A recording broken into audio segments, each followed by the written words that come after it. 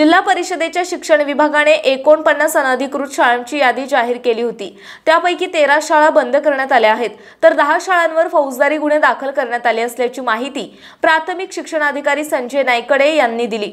Jesus Christ English Medium School Kamshet taluka Maval, Kings Way Public School Ryewood Lonavala taluka Maval,